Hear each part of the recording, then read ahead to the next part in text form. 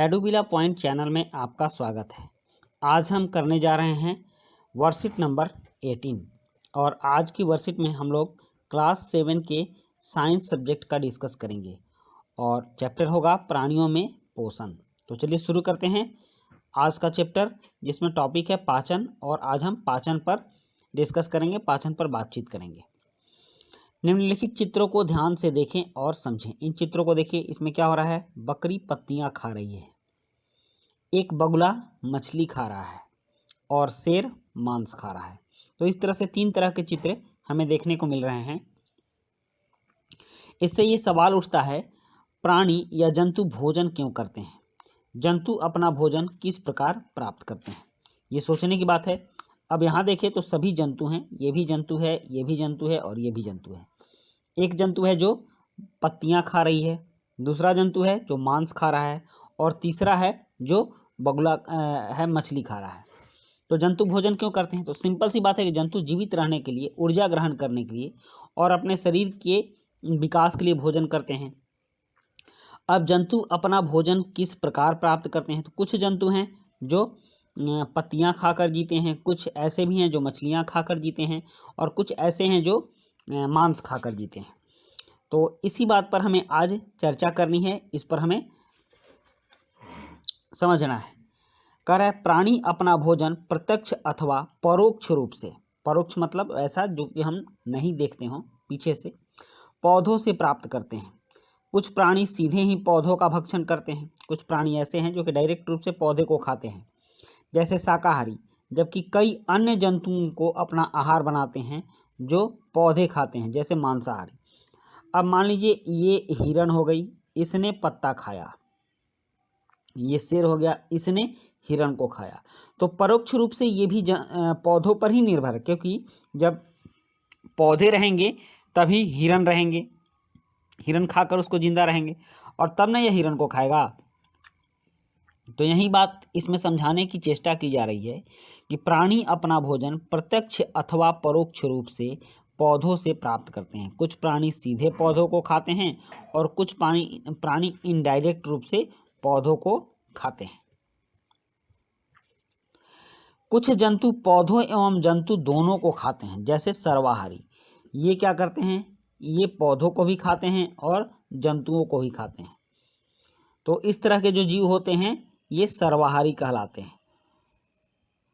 मानव सहित सभी जीवों को वृद्धि करने, शरीर को स्वस्थ एवं गतिशील बनाए रखने के लिए खाद्य पदार्थों की आवश्यकता होती है। इसमें एक प्रश्न आया था ना कि प्राणी अपना भोजन क्यों करते हैं, खाद्य पदार्थों की आवश्यकता क्यों होती है? इसका उत्तर यही होगा कि मानव सहित सभी जीवों को वृद्धि करने, शरीर को स्वस्थ एवं गतिशील बनाए रखने के लिए खाद्य पदार्थों की आवश्यकता होती है। उसके बाद प्राणियों के पोषण में पोषक तत्वों की आवश्यकता होती है। जो हम भोजन लेते हैं तो इस भोजन में पोषक तत्व की आवश्यकता होती है। आहार के अंतर्ग्रहण मतलब भोजन करने की विधि और शरीर में इसके उपयोग की विधि सम्मिलित है। मतलब कि सारे प्राणियों में भोजन कैसे ग्रहण करेंगे इसकी विधि उनको पता है और उनमें निहित है, और शरीर में इसके उपयोग की विधि, शरीर इसका उपयोग कैसे करेगा इसके लिए भी तंत्र शरीर में बना हुआ है, मशीन बना हुआ है। अब देखते हैं पोषक तत्व। पोषक तत्व क्या होते हैं? तो कार्बोहाइड्रेट, वसा और प्रोटीन जैसे भोजन के संघटक जो भोजन में मिले होते हैं। भोजन में क्या क्या होते हैं? कार्बोहाइड्रेट होते हैं, वसा होते हैं और प्रोटीन होते हैं, ये पोषक तत्व हैं। तो ये संघटक पोषक तत्व मतलब ऊर्जा और शरीर की वृद्धि के लिए अत्यंत आवश्यक है। कार्बोहाइड्रेट और वसा से शरीर को ऊर्जा मिलता है और प्रोटीन से शरीर की वृद्धि होती है। इसलिए ये सारे पदार्थ भोजन में हमारे पोषण में होने चाहिए। परंतु भोजन के ये संघटक जैसे कार्बोहाइड्रेट जटिल पदार्थ हैं, ये तुरंत पचने वाले नहीं हैं, ये जटिल पदार्थ हैं। अनेक जंतु इन जटिल पदार्थों का उपयोग सीधे इसी रूप में नहीं कर सकते। बहुत ऐसे जंतु हैं कि इन जटिल पदार्थों का उपयोग सीधे इस रूप में नहीं कर सकते, इसलिए उन्हें सरल पदार्थों में विखंडन, टूटना आवश्यक होता है। तो इस प्रक्रिया को हम लोग पाचन कहते हैं। जटिल पदार्थों का सरल पदार्थों में टूटना ही पाचन कहलाता है। तो यहाँ देखिए पाचन की परिभाषा भी दी गई है। जटिल खाद्य पदार्थों का सरल पदार्थों में टूटने की प्रक्रिया को पाचन कहते हैं। तो इस तरह से हमने इस वर्कशीट में पाचन जाना, पोषक तत्व जाना और जंतु को भोजन की आवश्यकता क्यों होती है इसके बारे में जाना और जंतु कैसे भोजन करते हैं इसको भी जाना। मूल रूप से ये वर्कशीट थी प्राणियों में पोषण पर आधारित और इसमें हमें पाचन को जानना था। इस वर्कशीट से रिलेटेड कुछ प्रश्न दिए गए हैं। यहाँ 4 प्रश्न हैं। पहला प्रश्न है 3 जीवों के नाम लिखो जो पौधे खाते हैं। दूसरा खाली स्थानों की पूर्ति करनी है। तीसरा है पाचन से आप क्या समझते हैं और चौथा है जंतुओं को पाचन की आवश्यकता क्यों होती है। तो चलिए अब इन प्रश्नों के उत्तर करते हैं। प्रश्न 1 है 3 जीवों का नाम लिखो जो पौधे खाते हैं। तो इसका उत्तर है बकरी, हिरण और गाय।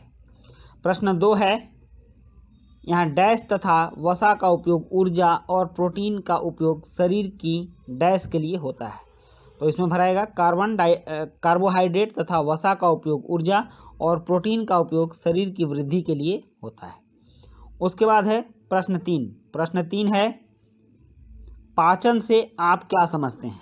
प्रश्न 3 है पाचन से आप क्या समझते हैं। तो इसका उत्तर है जटिल खाद्य पदार्थों का सरल पदार्थों में टूटने की प्रक्रिया को पाचन कहते हैं। उसके बाद प्रश्न 4 है जंतुओं को पाचन की आवश्यकता क्यों होती है। तो इसका भी उत्तर है जंतु जटिल पदार्थों का उपयोग सीधे रूप में नहीं कर सकते, इसलिए उन्हें पाचन की आवश्यकता होती है, क्योंकि पाचन में जटिल पदार्थ टूटकर सरल पदार्थों में विखंडित होते हैं, जिससे जंतु भोजन में उपस्थित पोषक तत्वों का उपयोग कर पाते हैं।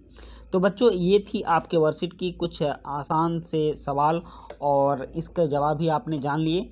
तो आपकी वर्कशीट कंप्लीट होती है और आप पूरी वर्कशीट में हमारे साथ बने रहे इसके लिए आपको धन्यवाद। मिलते हैं नेक्स्ट वर्कशीट में। Thank you.